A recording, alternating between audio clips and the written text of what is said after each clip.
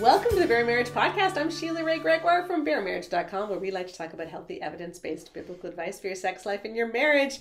And I am joined today by my husband, Keith. Hey, everybody. Who is a wonderful husband. Oh, you're sweet. And a wonderful dad. I try. And so you're here for our podcast number 3 in our series of Let Men Be Men. Mm-hmm. Because often I find evangelical resources, when you actually look at how they describe men, it's not very complimentary. If you think about what they're actually saying. Exactly. It's quite infantilizing. So that's what we're going to be talking about today. Before we get started on that, I just want to say thank you to everyone who tunes in every week for our 2024 podcasts. We had a great 2023. We had She Deserves Better launched, and lots of fun things happened. Coming up in 2024, we're going to relaunch our Whole Story Puberty course, hopefully in the spring or summer. Got a lot of other great things planned for you.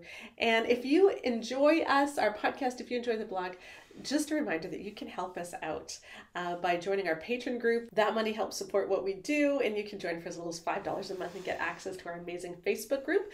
We also are able to give tax-deductible receipts within the U.S. now. So we have we're part of an initiative of a new nonprofit.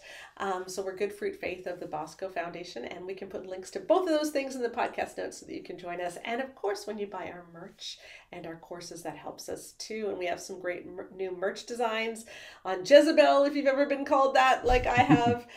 Science Rocks, all our biblical womanhood, so that is, and biblical manhood, so that is all there in the store. And again, we will put links to those so that you can just help support us and help us keep going. Mm-hmm. But now let's turn back to what we want to talk about today. So over the last 3 weeks, we've been doing this Let Men Be Men. Last week, you and I were talking about Emerson Eggerichs and how his view of friendship, male friendship, with women is that women don't talk. Women must not talk. They must be silent. Yep. They must not speak to a man. And that spells respect to a man, is when she just does nothing and just watches him. Yes. Do nothing. Watch him paint the wall. Yes. So you can energize him. Because men need that. They need a person to watch them paint a wall. Yes. Yeah. So his idea of friendship is for not actually a relationship. So that's a problem. And then at the first podcast of the year, we looked at Let Men Be Men and just how evangelical resources tend to portray men as extremely insecure. And then they criticize us for being man haters, when really what we're saying is, hey, we believe men are awesome. Yeah. We believe men can be great. We believe men don't need their mommy wife to say what a good job they're doing painting the wall. Exactly. I don't know. Maybe that's a little harsh, but speaking of mommy wife, that is actually where we want to go today. So we want to look today at a lot of the ways that evangelical resources actually infantilize men and turn them into boys that women need to look after, and how men are often portrayed as just not really being dads, like they're abdicating their role and they need women to care for them. So I had so many different quotes of men being boys, and I just thought, okay, I don't want to read all of them. I want to spend more time on this podcast on some longer pieces. But trust me, we had so much to choose from. Oh, it's all kinds. But I do want to start with a funny one. Okay, so this is just a tweet that went totally viral last summer. It was seen 1 million times. It's now been deleted, but I was part of the ruckus when it started. But a woman who will not be named, okay, one of those social media people who speaks a lot about biblical womanhood, there's no point in naming her, it doesn't matter, was tweeting about how women are often very selfish, wives are very selfish, and they don't give men the sex that men want, and women need to put out more, essentially. And this man replied like this. Are you ready? I don't think you're ready. Okay. but here's what he wrote. A woman may not be in the mood to change a poopy diaper, but she does it anyway. Why can't she apply the same resolve when it comes to her own husband? Oh my goodness. And then the original tweeter... I wasn't ready. Yeah, the original tweeter replied, exactly, it's far easier to allow our emotions to control us, our flesh, rather than the Holy Spirit. So she's agreeing with the commenter. Which is hilarious, because this is all unironic, right? So she's saying, yes, it's so easy for our flesh to control us rather than the Holy Spirit. But she's not talking about the husband who's saying, hey, have sex with me, even if you don't want to. Because it's as hot as changing a poopy diaper. I know. Well, yeah, that's another thing. But it's like the double standard, right? Like him demanding sex from his wife when she doesn't want it is not fleshly. Yeah. But her not being in the mood occasionally is fleshly. Right. Like, come on. I know. But I mean, this guy was retweeted so many times saying this guy actually admitted that sex with him was like changing a poopy diaper. Oh, yeah. Yeah. He's unironic too. Like, it's like, yeah. And it's like we were talking about last week. It's basically what it's doing is it's saying is the husband is a task for the wife, right? So instead of them being partners, actually living life together, making this family, doing stuff together, he's a task. So she's got to keep all the relationship together. She's got to take care of everything, including him, as opposed to the two of them working together to take care of their family. Exactly. And they would never say that. They would never admit that. And they would be the first to say, that's not what we think. But that's the way you talk all the time. What you said, yeah. And what I find so interesting about this too, okay, so he's saying, look, women will change poopy diapers, so why won't they just have sex? So he's equating changing a poopy diaper with having sex, which is funny. I mean, that's objectively funny, and he got totally roasted for that, and that's why he had to shut down his Twitter account. Okay. Yeah, exactly. But there's a subtext there, which is what I really want to talk about on this podcast, which is just as a woman has to change a baby's poopy diaper, so a woman has to care for her husband. So the husband is being compared to the baby. Yeah. And this is what so often happens in the way that we talk about family relationships, is that the husband is portrayed in the same way that the baby is. I want to take a look at a longer passage now that has some similarities to what we've already talked about. Okay. And then look at some of the broader things that are being said beneath the surface here. Okay. So this is from Gary Thomas's book, A Lifelong Love. And Rebecca and I looked at this book 2 weeks ago, where it was in a very similar section to what I'm going to read, where Gary was talking about how men are just immature. And so if a woman is busy with her mother with Alzheimer's, he's going to feel disrespected and pull away from the marriage, which is... And calling men to more than that gets labeled anti-men. Right. Which is crazy. Yes. Yeah. So again, because the underlying assumption, whatever the man is, we all default to that, as opposed to us being equals and partners. Right. So this is from a section where he's talking about power shifts in marriage and how basically one person can actually get the power or the upper hand in marriage, not even meaning to, but when they care about something less or when they prioritize something less. And it's kind of like, when you're dating, the person who cares about the relationship less always has the power. Because they determine how often you text, they determine how often you go out, they determine if you talk, right? And so that's basically what he's saying. It's like if you're the one who's more invested, you're going to feel desperate because the other person has the power because they're determining how close you are, okay? So he's talking about how power can shift back and forth with different things happening in your life. And one of those power shifts happen when a baby comes. All right? All the power shifts to the baby. Yeah. And this is what he says. Meanwhile, the husband eventually realizes that he has lost his wife. She speaks tenderly to the baby in a way that she hasn't spoken to him in months, if not years. The baby cries and the husband ceases to exist. They could be in the middle of making love, but that doesn't matter. The baby comes first. The power has shifted back to the wife. And he goes on to say, the wife can do a lot of harm to her marriage if ruled by these strong maternal feelings. She succumbs to the trap of becoming a mom first and a wife second. Yeah. So this is how we turn into the let men be dads. But there's a commonality here with all of the quotes that we've read so far. So what he's saying essentially is the baby cries and now the husband doesn't get what he wants. So what are they both doing? They both are vying. Yeah, for maternal attention. They both are vying for her attention. Yeah. And so basically they are both on the same level. So what he's saying is that a husband is a child. Okay? Well, he would never say that outright. No. But it does put them in that position. But that's the dynamic. She needs to care for him in the way that she cares for the child. In fact, she needs to care for him first. Yeah. Well, and that's the thing I was thinking.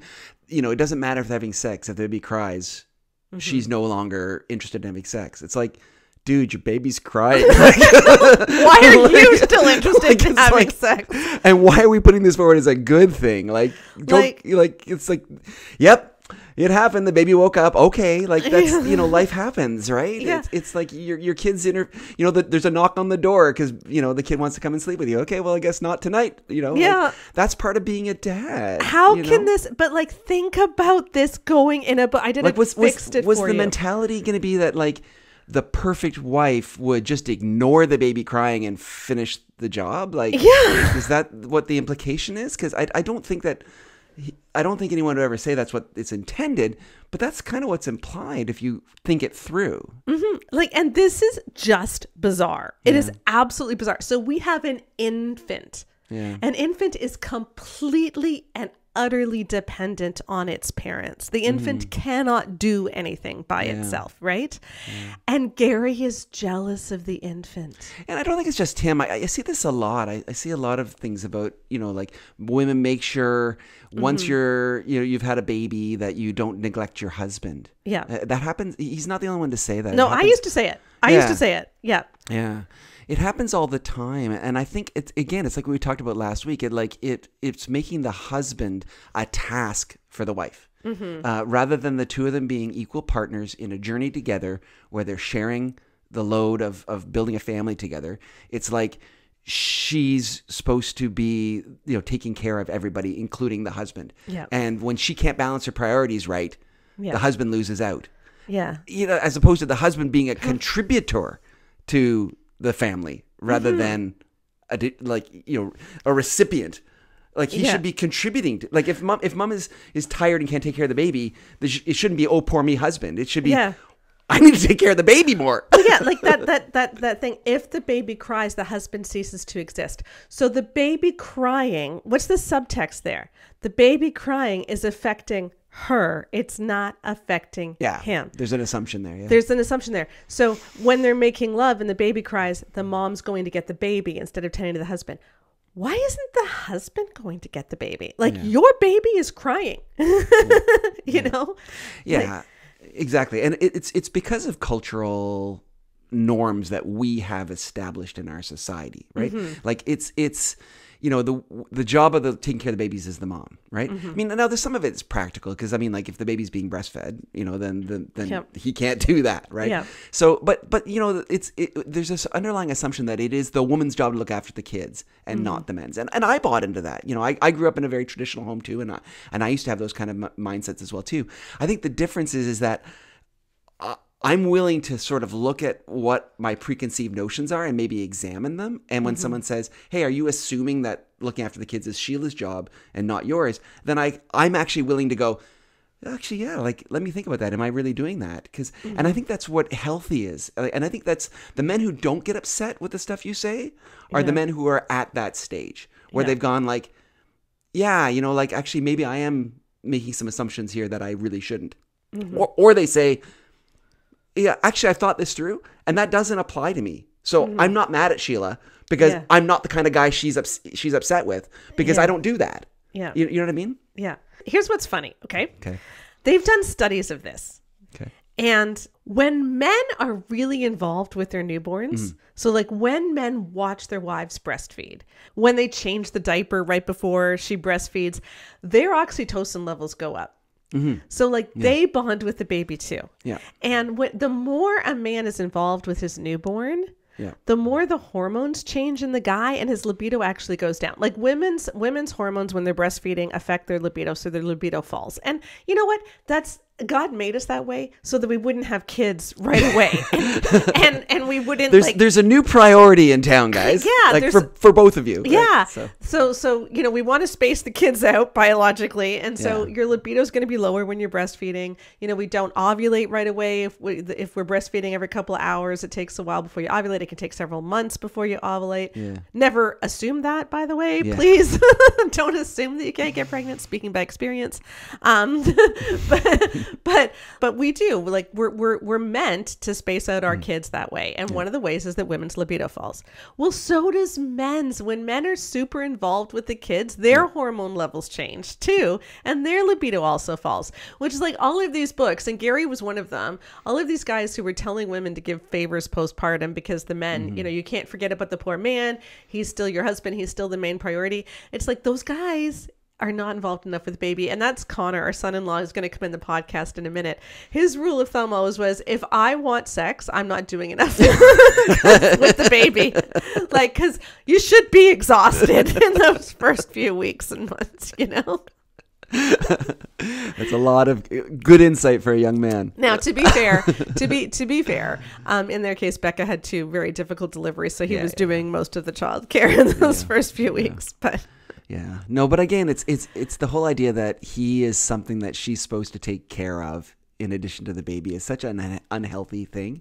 And it is so much healthier to say, to men, you and your wife are partners and you should be doing this together. That is an encouraging, that is uplifting, that is a very male positive idea. What it is not favorable toward is the idea that he gets to be some special person that gets something that she doesn't by virtue of him being the man. Yeah. Right. And so the privilege that society tends to give to men over women is something that people are just not willing to give up. And they don't mind saying things like, have sex with me like changing a poopy diaper, as long as they keep getting what they want. And it's really sad. And I think that there's a lot of the millennial men, I think, are much better at seeing this and challenging those original assumptions. Yeah, like shout out to our nephew. Really is your nephew, but I'll claim him. But like they have a 1-year-old. Oh, yeah. And he's amazing. He's always done the nighttime routines, I think. And a couple of weeks ago, when we had the baby shower for Katie and David, Matthew showed up with his baby because baby's mom had to go away for the weekend, and so Matthew was alone with the baby, and he did great. You know, because he's the parent. Yeah, he is the parent just as much as she is. And I see so many millennial dads doing that. It's awesome. Yeah. And I mean, I guess I've seen a few guys, more Gen X and boomer guys, decrying that, right? Yeah. Like, that's not manly. Yeah. You're doing woman's work. And it's like, oh my gosh, like, get a life, dude. But meanwhile, who's the one who's going to have a great relationship with a son in 10 years or 15 years or 20 years? Exactly. Right? And again, it's, anyway, it's just. Yeah. But, I grow up. That's not a very good view of masculinity. If you think that taking care of your own children makes you less of a man, what is wrong with you? And that is what we're trying to say is like, grow up, because what these guys are doing is they are equating themselves. They are putting themselves on the same level as children. I am jealous of my kids. Like, if you are jealous of your kids, you have an issue. Like, you really do have an issue, especially if you're jealous of your newborn baby. Because let's talk about that sex situation again for a minute. Okay. So they're having sex and the baby's crying. Now, God actually created women with something called the letdown reflex. And women who are breastfeeding know what happens when you're in the grocery store. Okay, so you finally managed to get out of the house. Right. All right. Like, the baby's 6 weeks old and you're at the grocery store by yourself. So you got out of the house for 45 minutes and grocery shopping seems like the biggest treat you could have right now because it's the first time that you've been by yourself since this baby was born. And you are walking down the aisles and there is another woman there with a baby, and that baby starts to cry. And what happens? You start to leak, because God made women so that when you were breastfeeding, when you hear a baby cry, it starts the letdown reflex. Because a lot of guys don't realize this, but babies don't actually suck the milk out of the breast. The milk goes out.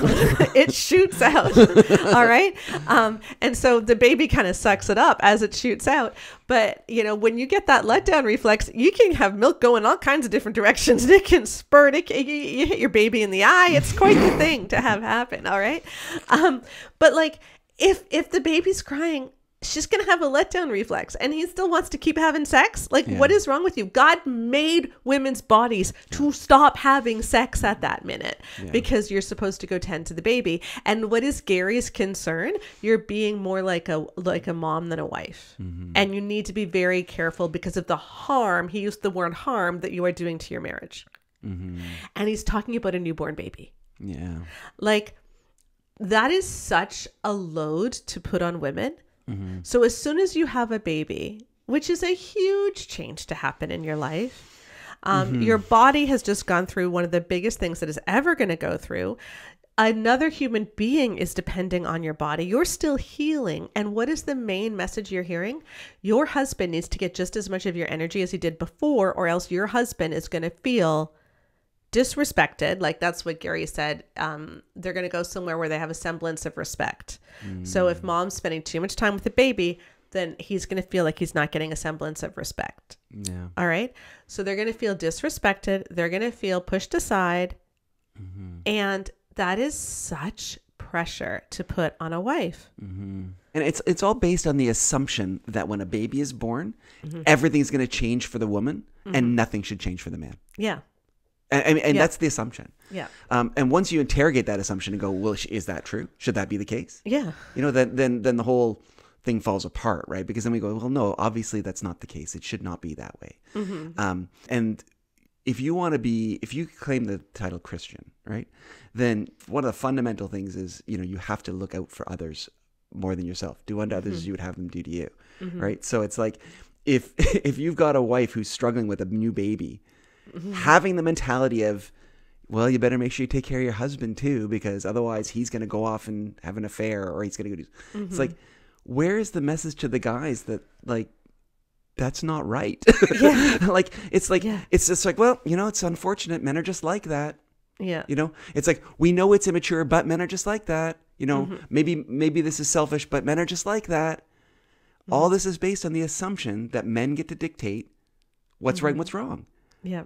But that's not what's supposed to dictate what's right and what's wrong for a believer. Our guide to what's right and what's wrong is supposed to be like the Bible. Yes. and manifesting the fruits of the Spirit and being Christ-like. You know? So in this situation of a baby crying, a newborn baby crying in the middle of the night, what is the Christ-like thing for the wife to do? Is it really to take care of the husband? Yeah. You know, what is the Christ-like thing for the husband to do? I think that's pretty evident. Yeah. But that's not put forward. Yeah. Like, why?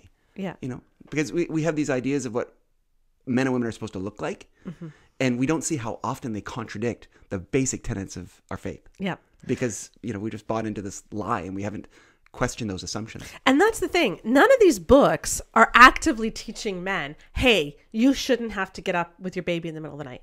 Like Gary never says that. No, of course none of these books would say never anything say like that. No, but this is the underlying assumption in so much of what the books say or what articles say. And so I'm going to bring on Becca and Connor now, and I'm going to let them discuss. I'm going to read one of Gary's articles, and I'm going to let them discuss it. All right. Hello. I'm Rebecca Lindenbach, and I am now here with my husband, Connor Lindenbach. Hello, that's me. Yes, and we are going to talk about an article that was put out by Gary Thomas titled Young Husband, It Might Not Be Her. It Might Be Her Situation. Ooh. Yes, and so we're going to read through this, and it starts out by summarizing a story about a modern day example of the author and his wife where he went for a run. It was record-breaking heat wave. He hadn't realized it. And so his wife, catches up to them, brings him some electrolytes. And he says, I fell in love with my wife all over again. She is the best, but she's also an empty nester. When she was a homeschooling mom of 3, I don't think, number 1, she would have had time to watch the news in the morning. Number 2, I don't think it's likely she would have noticed I had left, as she would be trying to keep child number 1 from ripping up her assignment, child number 2 from throwing a ball through the window, and child number 3 from having a diaper accident. Not to mention keeping our dog Amber from eating somebody's shoe. I suspect 15 years ago, had we lived in Houston and I had gone out for a run, I'd limp home. My wife would see me dripping sweat on the floor and she might say, "You went for a run? In this? Are you crazy?" As an empty nester, I now get all her care. There's a lot of it, but it's just different when it's not divided among 4 people. There's just me now. We don't even have a dog anymore. Young husbands, please give your wives a break. Try to understand. She wants to be a world-class wife. Most women do. But when she's got a job, kids, a pet, and a house, never forget that there's only one of her and about 10 of them if you add them all up together. Yes, she should be a wife first. But you've got to do your part with... Parenting. Nope, not that. Okay. With understanding. I wish I had been more empathetic as a younger husband. Back then, I could occasionally be resentful. Lisa would freely admit there were seasons where she was definitely a mom first. I thought the problem was her, but now I'd tell my younger self that the problem was really... Him. No, her situation. Okay, I'm 0 for 2, but I'm going to turn this around. Yeah. Give it time, Gary, I'd say. Let her work this out. By the way, some amazing years are coming. If your wife really cares for your kids, she's a caring person. When the kids are gone, all that care will be poured out on you. If you leave her now, she's likely to end up with someone else, and then her care will be poured out onto that person. You'll have endured the years in which she was stretched the most, only to miss the years where she could focus on you and love you the most. It's not a coincidence that I wrote Sacred Marriage about embracing the difficulties and challenges of marriage when I was in my late 30s. And now, in my 50s, I'm writing about building a marriage based on cherishing each other. Same wife, but a different life. So, young husband, be gentle with your wife while she figures all this out. Don't let a very exhausting decade or two define your marriage or her. Okay, so hold up, just one quick thing. So is the expectation then that that decade or two should just kind of be seen as a hiatus from the marriage until you get back on track? Yeah, I think so. I think that's the vibe I'm getting. And how long have you been married up to this point? Has it been 1 or 2 decades Yeah, already? exactly. Or are you like 5 years in, take a 20-year pause and then say, but that's not what our marriage has been about? Yeah. This makes no sense. Yeah. Literally, this makes no sense. I'm still swimming a bit, still trying to figure it out. Yeah. So what I found so horrifying about this is, first of all, the idea that, I mean, there are a lot of things that are horrifying about this, but the biggest one is we've been talking all month about our series that we're doing this month, which is we're taking it back, y'all. Let men be men, right? We're taking that phrase back. We believe that men can be men. Men aren't little boys. Men aren't little children. They're men. They can be reliable. They're responsible. They're a partner. They're someone who is like competent and capable and not a pathetic little pedantic man-child. Like, we actually want men to be men. Yeah. That's what egalitarians want. We want men to be men. And it is obviously just all tongue-in-cheek play on words, because there's also not one like right way to be like masculine. That's a totally different conversation. But when you read this, his focus is entirely on whether or not he's mommy's favorite, frankly. Like, Yeah. it's weird. Well, he just sounds like he's being positioned as another one of the children. Yeah. And so when you've got a bunch of kids, the attention gets divided up between all the children, and then when all the other children leave, you get to be an only child to your mommy wife again. It's the mommy wife. Okay, but the accuracy hurts. Yeah, and when we were, I mean, having kids is hard.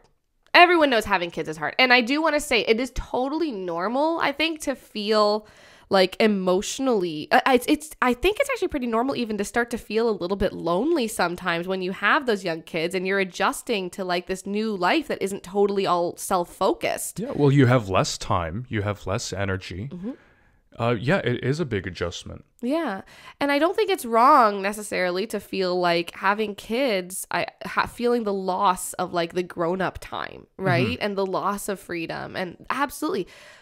What is a problem is when you literally are treating it like your wife has kids, calling having young kids her situation is such a mind-boggling thing to me. Like, how on earth can you say that? Like, that's ridiculous. But what's so horrifying about this and what's so patronizing about this to men is they are not expected to be an actual equal partner. But also, if she's exhausted, why on earth aren't the recommendations that he just takes care of one of his own children? I mean, the whole thing right now is sounding very much me, Mm-hmm. me. Yeah.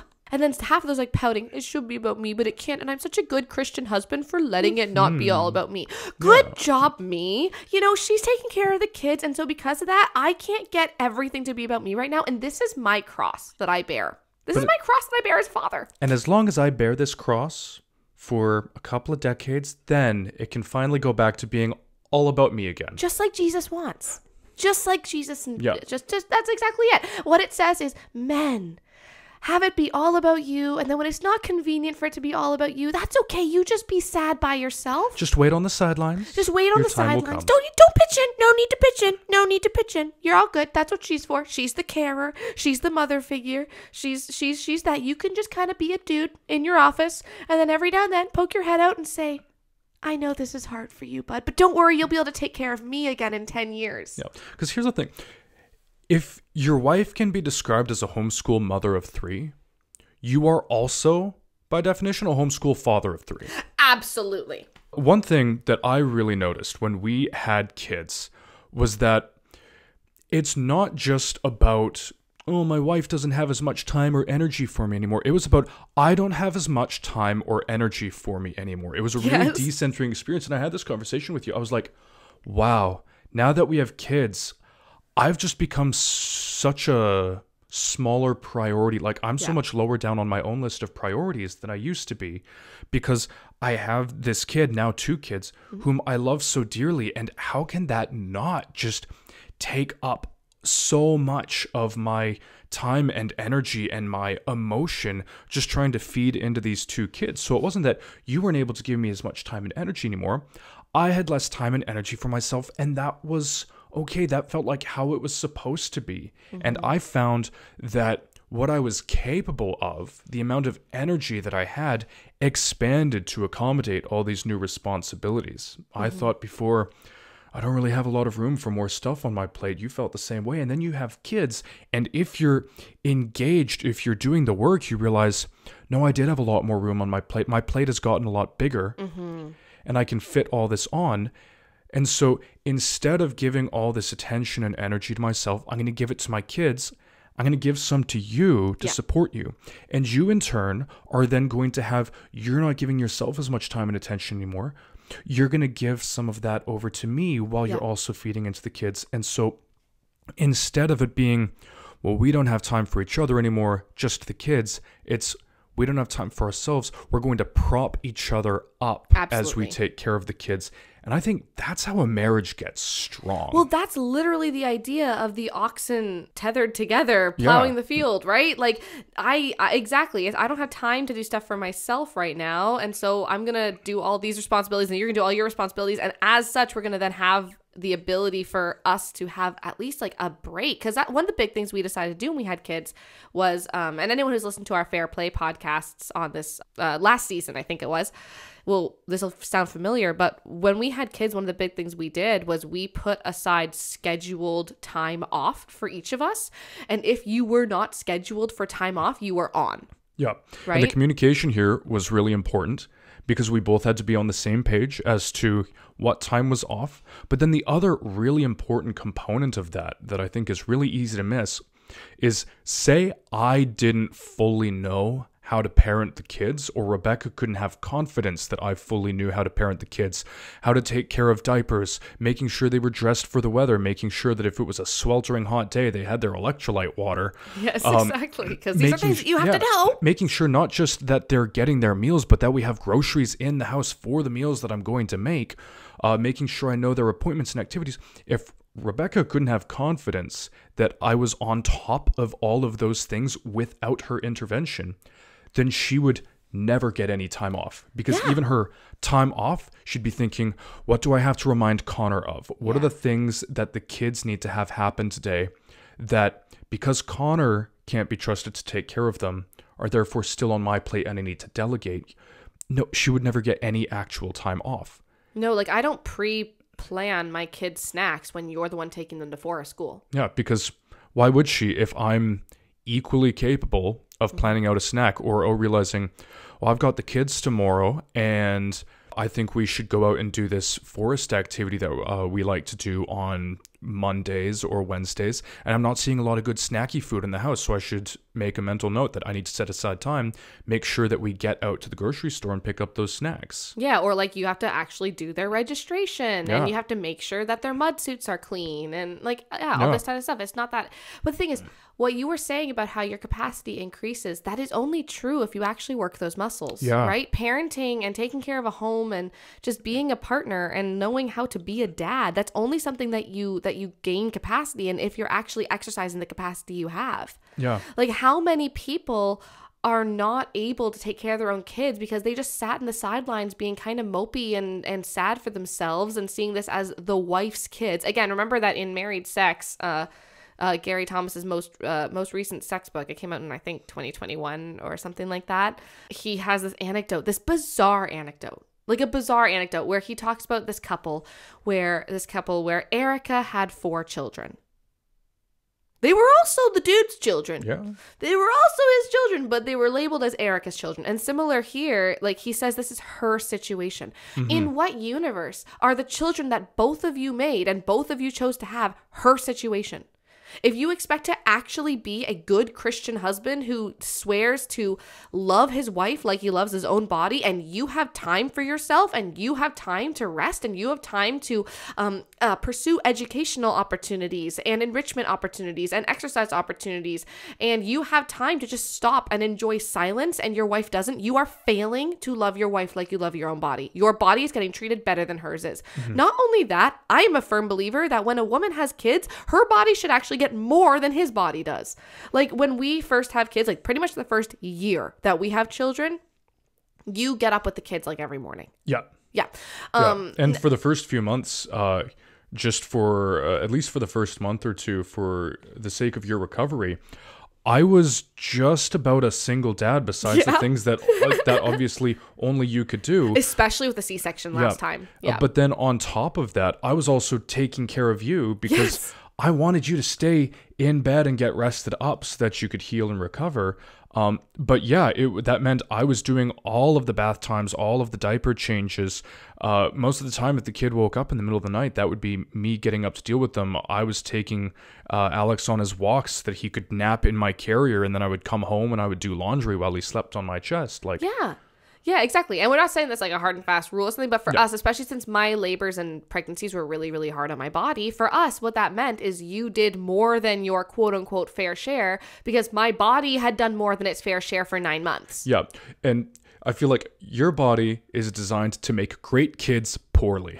That's exactly it. But I make great kids and I do it badly. Yeah. Exactly. That's a great way of putting it. But in all seriousness, can you imagine the dynamic that would have to exist for me to have our children, I'm taking care of our kids entirely by myself, making dinner, and just not notice that you'd left to go for a run?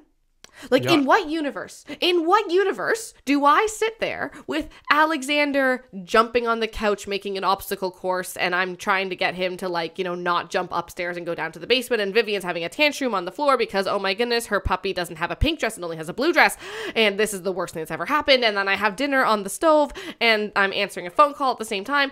In what universe do you being off work and just zipping out not affect me? Because that's what he says. He says that 15 years ago, she may not have even realized that he went for a run.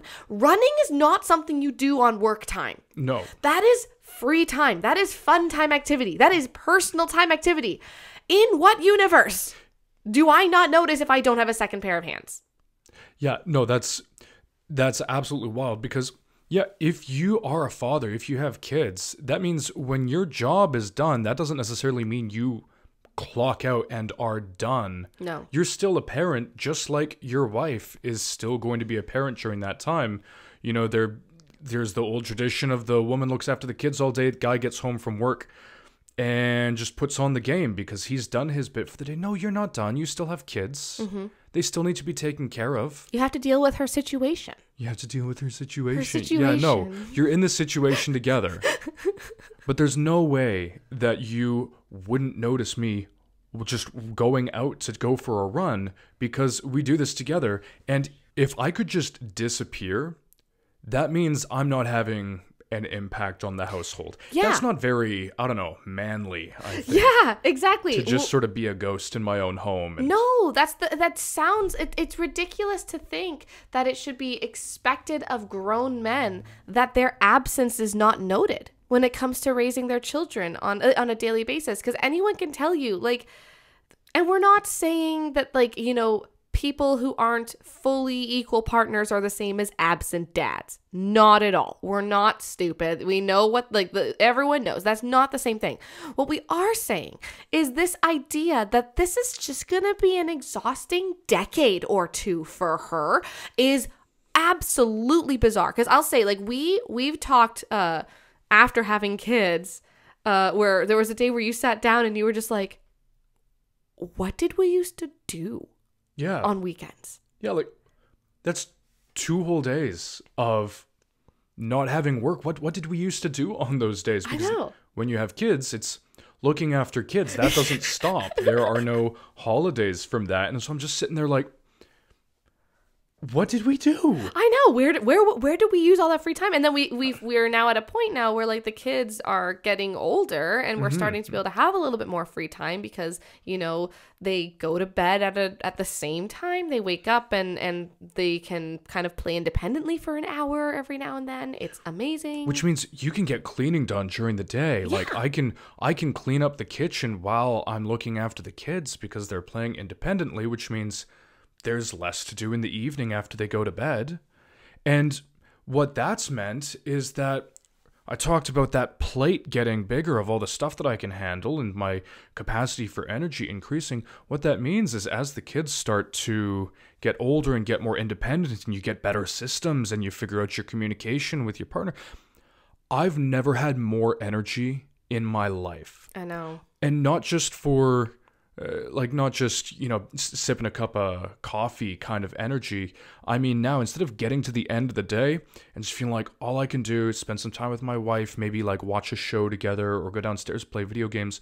Now we are sitting in bed reading books together, having discussions about literature. I'm going to the gym. I'm taking online courses with my free time. I've had trouble getting to my video game console because I've got all this energy to do stuff. I know. And I have more energy for that stuff now than before we had kids when we had weekends. I know, because your capacity has increased and mine has too. And we know that's not normal for everyone, but the reason why we're at this place right now for us is because I haven't been doing this on my own for 5 years or for 4 years. I haven't ever been doing this on my own. And you haven't been sitting there building up resentment over my situation. That thing just kills me. It might be her situation. Oh my gosh, it's so inappropriate.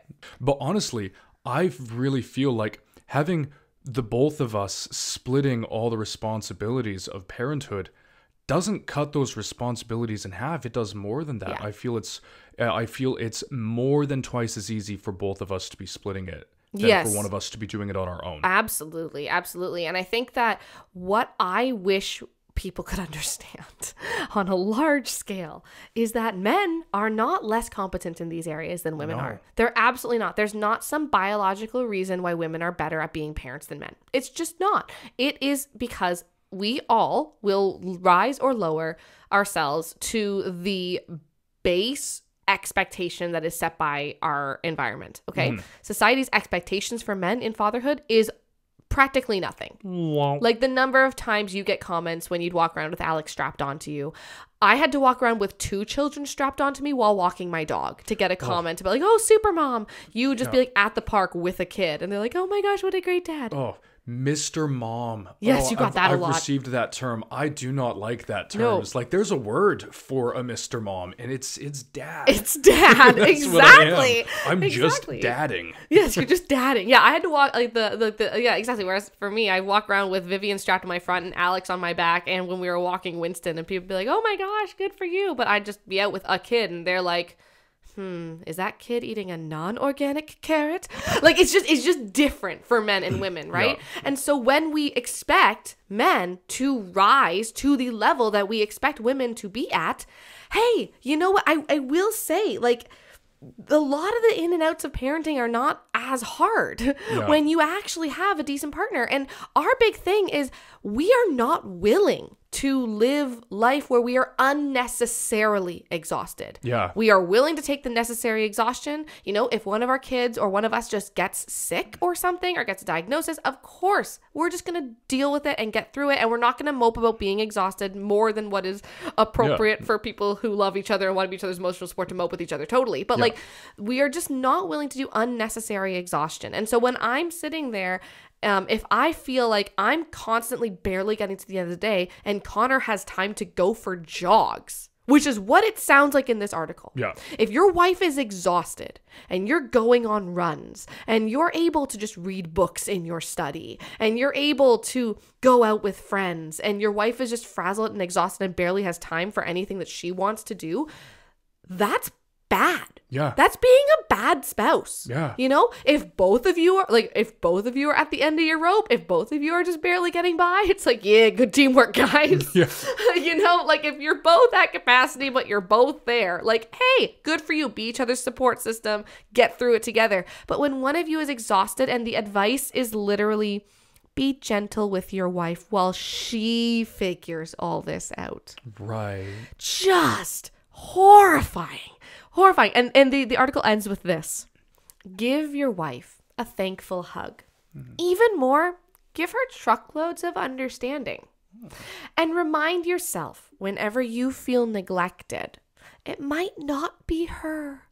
It might just be her situation. Very nice. So nice. Lovely. Again, just going back to that mental picture. Can you imagine me in the kitchen, both children, dinner on the stove, you come up to me, give me a hug, say, thanks for taking care of the kids. Well, I'm off for a run. Like, boy, let me tell you, if that were the kind of thing I did, I would not be very surprised at all that you were not pouring any love and affection into me until... Yeah.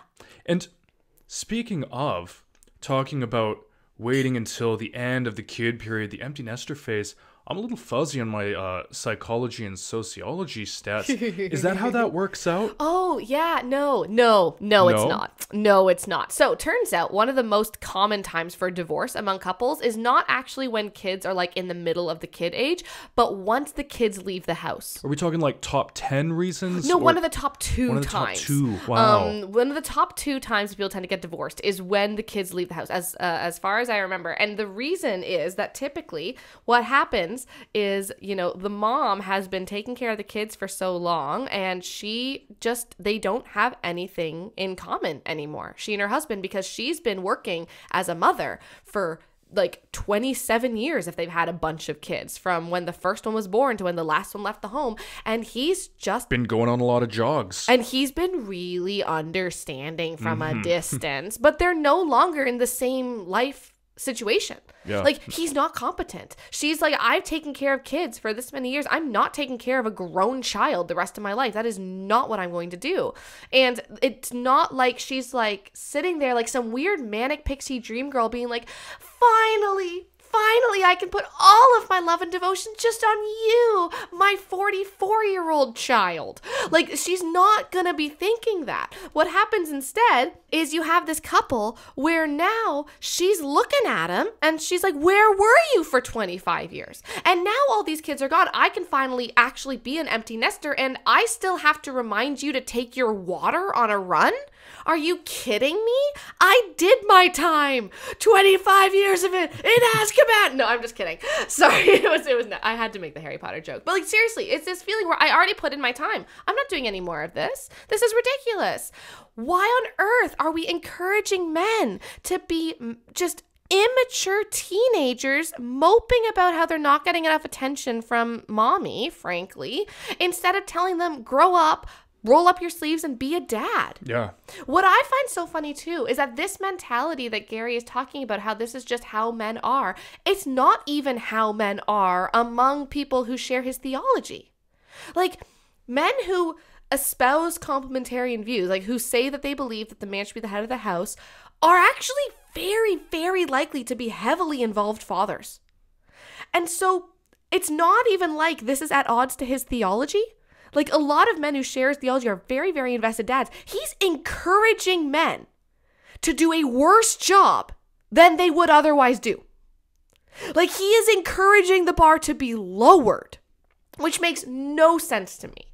Because men are more than capable of being amazing dads. Many men are amazing dads, but the men whose standard is set to be low will fall to that standard. That is, and it's not because men are worse than women. Women would do the exact same thing. It's just that women's standard by society is just a lot higher. So it's nothing magical about women, nothing bad about men. It's just humans. Humans are just inherently lazy or energy efficient, okay? We tend to just rise or fall to the lowest possible standard that we're given. So why on earth aren't we raising the standard to just be an equal partner with your wife? Just do what your wife's already doing. Yeah. Just do it. And here's the thing that gets me about all this.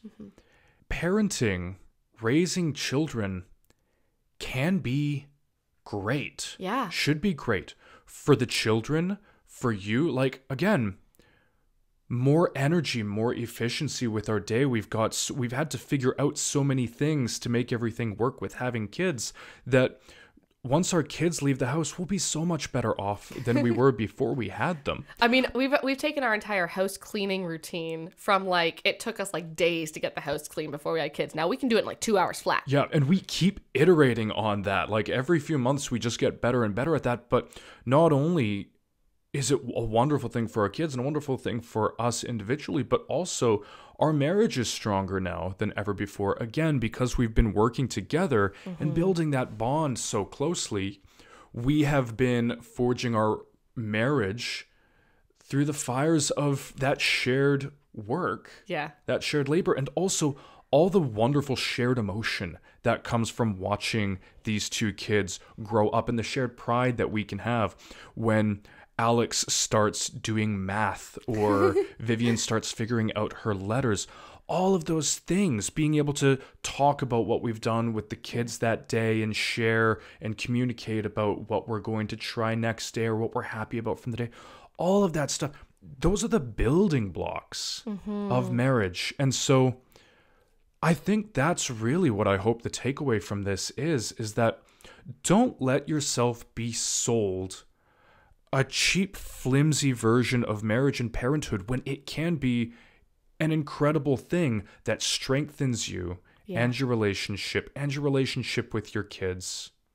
Yeah, what really sticks out to me is how Gary in this article really does talk about this idea that women just need to make sure not to be moms first, their wives first, like it's some competition with their kids. And we never saw it that way. No. I remember when I think Alex was something like 6 months old, like we had just moved to Belleville or something. We were sitting in bed and we were talking about that idea of everyone's saying you have to be a spouse first and then a parent. And we were just like, that is not how we live our life.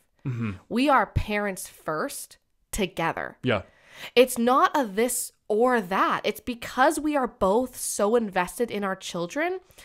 Watching you take care of our kids is you feeding into our marriage. Yeah. And you watching me having impromptu dance parties with our children, before dinner is feeding into our marriage. Like one of us giving the kids bath time and then reading them stories while the other one does a quick tidy of the downstairs so that once the kids are in bed, we can just sit down on a clean couch together right away.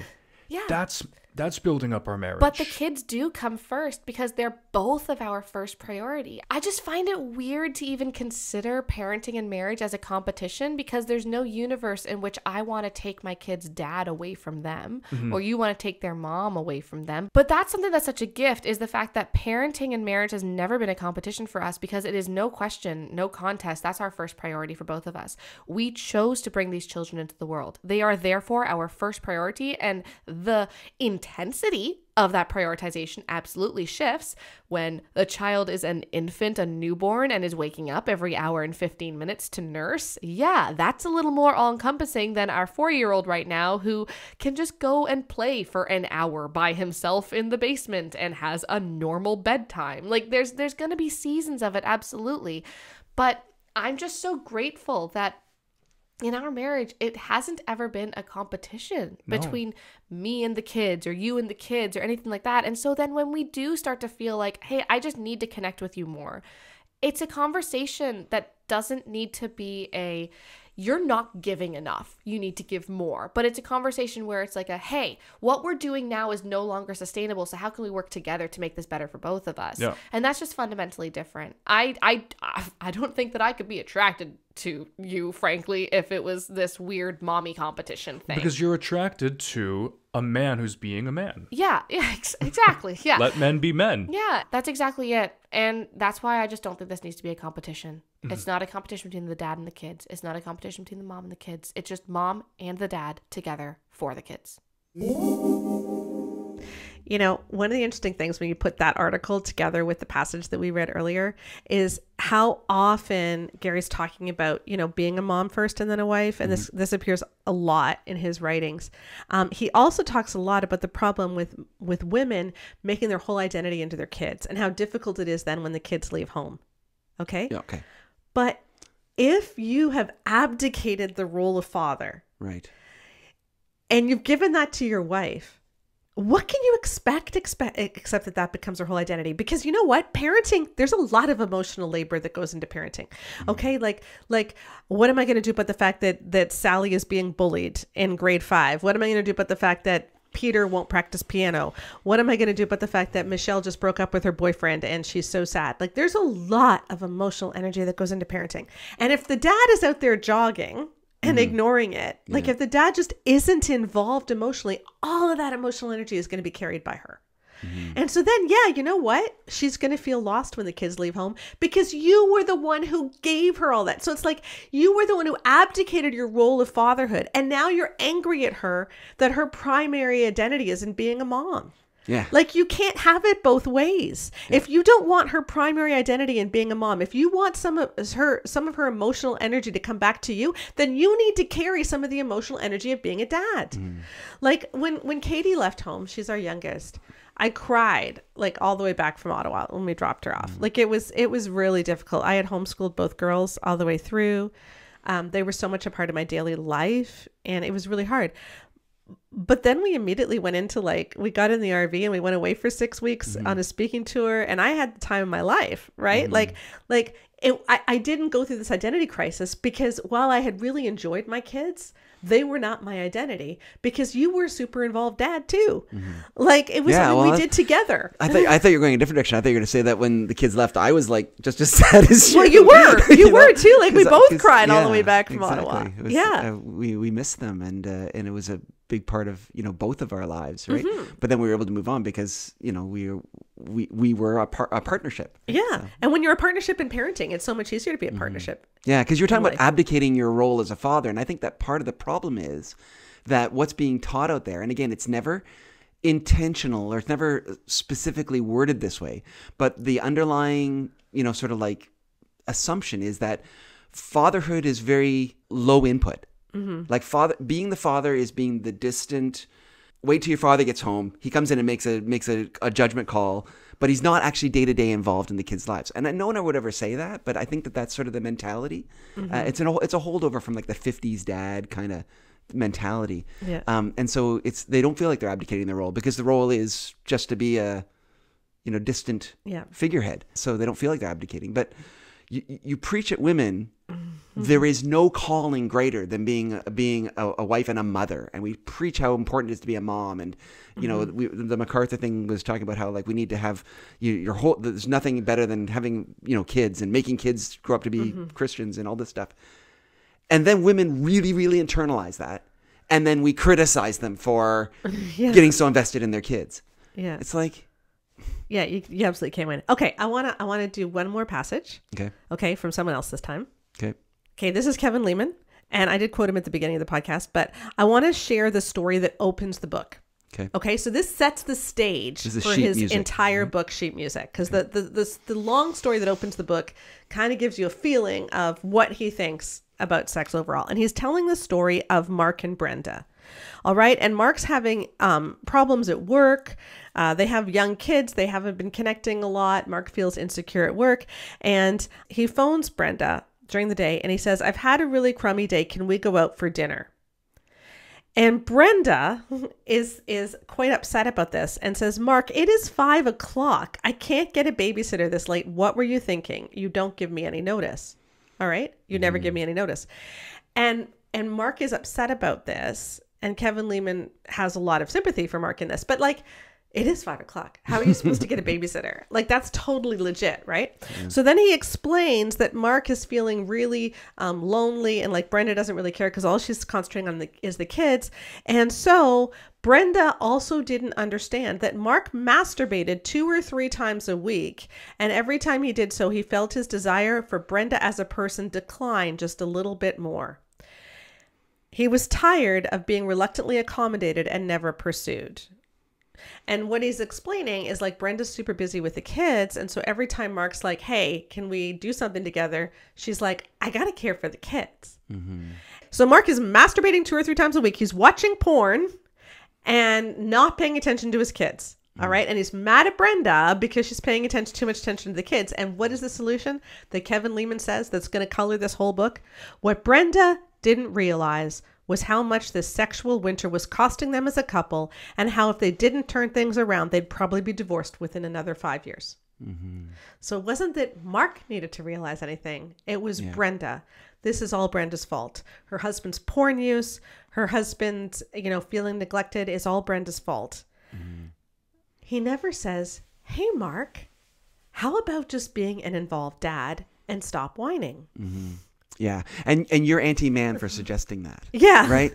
Which is really sad, right? Because Lehman does say there. You didn't read that part, but he does say specifically that this man is using porn. Yes, he does. Like it says that it's not. You're not just reading that into it. He says Mark was taking matters into his own hands and was adept enough at hiding the porn on the computer that she never found it. So it's not just you're reading that in there. So this is a man who's got a pornography addiction, but not only that. He knows it's destroying their relationship because it says he felt himself feeling less close to her each time he did this. Yeah. So he is driving the relationship into the ground. Yeah. Kevin Lehman specifically states he is the one because he knows he feels less close to his wife. Yet he continues to do the very thing that is making him feel less close to his wife rather than address the issue. Right. Like he doesn't get help for his porn. He doesn't he doesn't work on the relationship. He doesn't do anything other than feel sorry for himself and blame his wife for all of his problems. Yeah. How is that a man? These people talk about how like men are strong, men are leaders, men are tough. But then when you criticize a man like that and say he's not being a man, you're anti-man. Mm-hmm. I don't get it. Make it make sense. I know. And never is Mark told, hey, maybe Brenda's busy with the kids because you're not. Yeah. Well, and maybe also you've internalized the idea that women are the ones who are responsible for relationships, as opposed to I'm responsible for making this relationship work too. Mm-hmm. Exactly. And so our call is just to let men be dads again. Yeah. Let men be the kind of man that Connor is with his kids, the kind of man that my nephew is with his kids, like the kind of kid now. Kid. But, men can be awesome. Yeah. Men make amazing dads. Kids need their dads. And we believe that men can be awesome dads. We believe that men can show up for their wives in huge ways after the baby is born. We believe that men are not naturally selfish. We believe that men do not need sexual favors at the same level as they got them before they were pregnant, as Intended for Pleasure says, during the time where you have to abstain from sex. So we don't believe that women have to give men hand jobs right after the baby comes so that he doesn't feel like he's displaced. We believe that men are mature enough to realize that a newborn baby is not a threat to me. Mm-hmm. A newborn baby is a gift to me. Yeah. And men are smart enough and caring enough in general when they feel those feelings to stop and go, why am I feeling that way? Mm-hmm. Like, what are the underlying assumptions that I'm having here? Like we talked, I kind of joked last week a little bit about go to therapy. Like if you don't know why, if you go, yeah, this is really selfish of me. Why am I acting so selfish? Mm-hmm. And you don't know why you're acting so selfish. Don't go to the Evangelical website. So they're going to tell you it's all your wife's fault. Yeah. Go to therapy. Mm-hmm. Find out why that is. Find out why you're acting that way. Find out what the needs are in your heart. Why are you turning to porn rather than your wife? Yeah. When she has a newborn baby. Yeah. Like work those things through. I think men can do that. And I think that the tide is turning, and I think that we are looking at healthier, more self-aware, Yeah. sort of men who are more relational, who understand those kind of concepts. And I think these old-fashioned views of masculinity, the poverty of those views of masculinity are really showing, so that when people start putting them forward, people are automatically seeing that's not the kind of man I want to be. Yeah. Like that Mark guy. I don't want to be that guy. Yeah. Right. And if you don't know how to not be that guy, that's okay. You find out how to not be that guy. But just even knowing that you don't want to be there, first step. Yeah, exactly. And for more, if you want to take that next step, check out the Great Sex Rescue, because we talked a lot about, what sex looks like even in that newborn period. Yep. And the Good Guy's Guide to Great Sex. And the Good Guy's Guide to Great Sex too, to help you, just understand what a man is and how a man does not have to be jealous of a toddler, does not have to be jealous of a newborn, does not have to see their children as threats, but instead can be a fully engaged partner with their wife, which is what you were meant to be. And what you honestly were great at. And I so appreciate that. Thanks, sweetie. All right. I brought Rebecca back on. Hello. Thank you for your idea for this 3-part podcast series to start 2024. I think it's been a good one because you know what? We believe that men can be men. Yeah, we believe that men are not less capable than women. Exactly. And so to end this podcast, to do the outro, I'm actually going to have your husband come back on and your baby daughter. Yeah. And this is a recording that was taken a couple of months ago. And I thought y'all might enjoy it as Connor puts Vivian to bed. Jesus loves me when I'm good, when I act just like I should, when I say thank you and please, brush my teeth and wash my knees. Yes, Jesus loves me. The Bible tells me so.